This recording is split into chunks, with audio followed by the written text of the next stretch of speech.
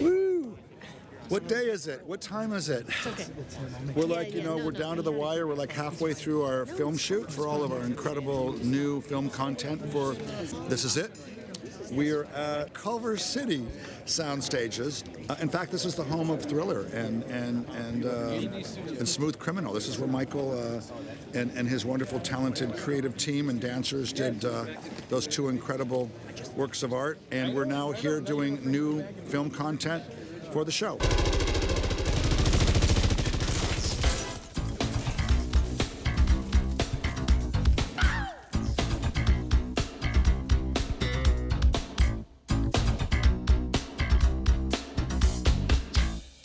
My first meeting with Michael Jackson was in 1987. I am one of the original dancers in Smooth Criminal. What I remember most, because it crossed over to being part of This Is It tour, was Michael was so involved in every aspect of the production. This is your slide tube, Mark. Turn around, Mark. And then once you do this, then you'd be... I got involved with this project, and it started with a phone call from Michael Cotton, the production designer. Michael called me and he told me that he was involved with the Michael Jackson This Is It concert tour, and he asked me if I'd be available to come to a meeting with Kenny Ortega. We went into a room, and myself, Michael Cotton, Kenny Ortega, and Michael Jackson sat at a table, and Michael Jackson spent the next 12 hours describing everything visual that was supposed to happen at the This Is It concert in London. There were pieces that we did that, although were huge successes as short films, that he thought were fun to refresh without throwing out the integrity of what they once meant, but that there were some fresh, new ideas that kept them, fun and stimulated. And so Smooth Criminal was one of those. Smooth Criminal had a story already with it, that came from long ago. The hard part was realizing this vintage look. It was really fun and easy in a brief meeting to say, let's have Michael interact with the great gangsters of the period. But boy, to get that footage and make it work, and you'll see, it looks fantastic. Of the 3 films that we were commissioned to do, Smooth Criminal was the only 2D piece. What it is it's a film noir-like piece that occurs in the 30s or 40s with a cast of characters like Edward G. Robinson, Humphrey Bogart, Rita Hayworth, and Michael Jackson interacting and literally in the scenes of nightclubs with Rita Hayworth singing this wonderful jazzy song, and at one point she strips off a glove and she throws it out to the audience, and the person that jumps up and catches it is Michael Jackson.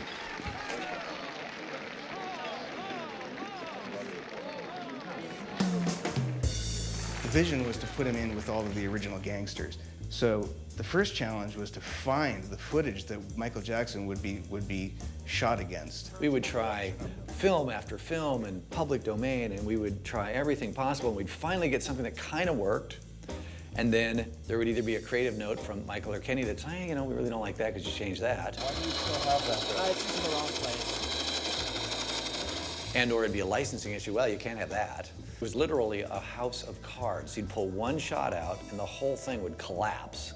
And it would be starting over from scratch. We'd get another 20 films in here. We would digitize them all and we'd just start scrubbing through and trying to find a way to build this story.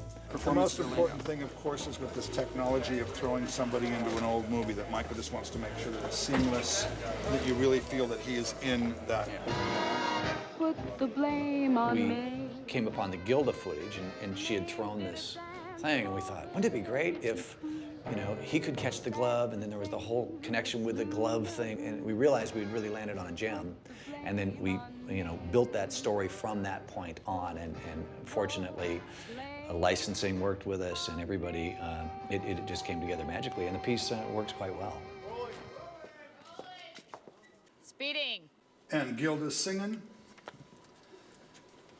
And beautiful. Looking at you. She wants you. She takes off that glove and she throws it to you.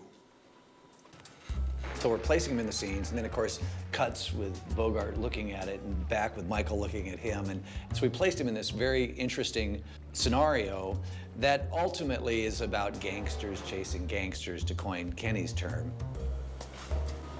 And cut. That was a good one. Let's cut. Clearly, Michael's the guy that catches the glove from the pretty girl, and the other guys don't like it, so the chase is on, and then they, you know, run outside, and there's shoot 'em up scenes and down alleys.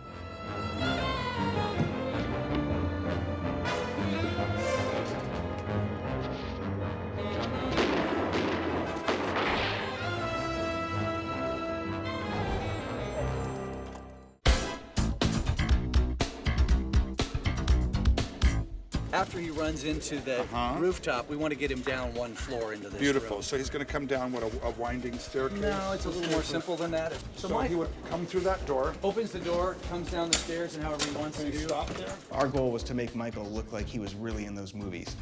Rolling. And the way we do that is through shooting him in a manner that matches into the action of the film. If there's a staircase in the film, we have to build a green screen staircase that's shaped geometrically exactly like the one in the film. So we really had to go to great lengths not only to find these clips, but then build the sets that would enable Michael Jackson to do the exact same action as the character in the movie. Great. Okay. At one point, he was going to jump through that plate glass window, which did involve originally a stunt where we were going to have him jump off of, you know, just a 4-foot riser, probably onto a pad. But we chose at the end not to actually even let him know we were going to do that, because Kenny knew for a fact that he would insist on doing it, and nobody wanted Michael to, you know, run the risk that he might get hurt. The recoil from a .38, which is what this is pretty slight for a guy who used it. It's going to be more like... Michael Jackson was a very detail-oriented person, and he would hone in on the details on set. He doesn't miss a thing. He sees everything. You know, Michael was very savvy. He had done so many films, as you know, over the years that, you know, he kind of knew everything. It was interesting. He knew what each department head did and all of that. And, Coordinator. Is he just here to safety in case anybody trips or anything? you know, Michael's a filmmaker. You know, really, he is a storyteller. Had he chosen to direct films amongst the many talents he had, he probably would have been a very talented director. Hey, Mickey. If Michael goes like this, put your hands up. Michael really had the vision in his head, and it was up to us as the producers carrying out that vision to realize it in the manner that he described it. He was a very good communicator. He was really able to describe these visions in a manner that, you know, gave you a real sense of what it was he was looking for. He was concerned about the lighting and the sets and the movement, and it was just amazing to watch him be invested and involved in the project. Okay, Bruce? Yes, sir. Rehearsed and Michael was great. We can do this. Are you ready to shoot? Yep. Okay, guys, let's shoot this up. All right, here we go. Ready? We are rolling. Stand by and action.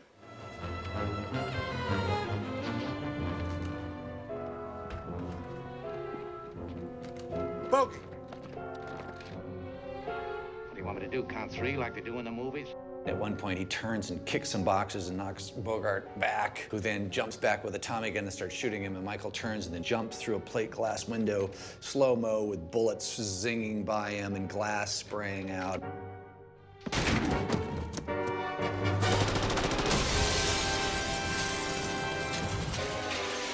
On the tour, we'd be seeing this on this 100 by 30-foot screen.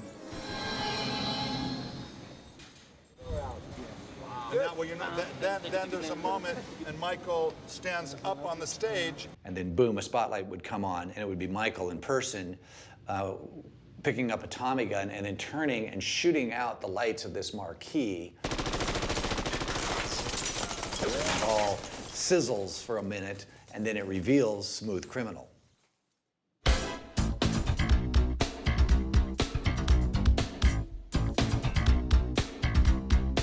We presented the cut, and it was fantastic. I recall that Kenny threw up his arms and, you know, clapped and loved it. It's great.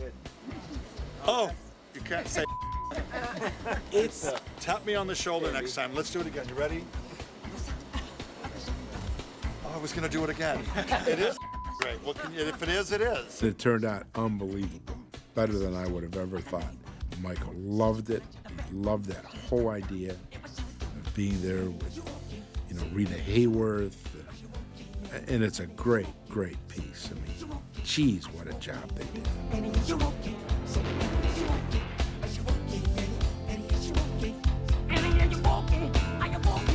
Michael Jackson more or less created the music video genre. He's had some of the most expensive music videos in the history of the genre. And it was up to us to make these films as good as anything he had ever done. Smooth Criminal was probably the most relevant work that came out of this project because it's literally the last film that Michael Jackson will ever appear in. You want me to do count 3 like they do in the movies? You've been hit by, you've been struck by a smooth criminal.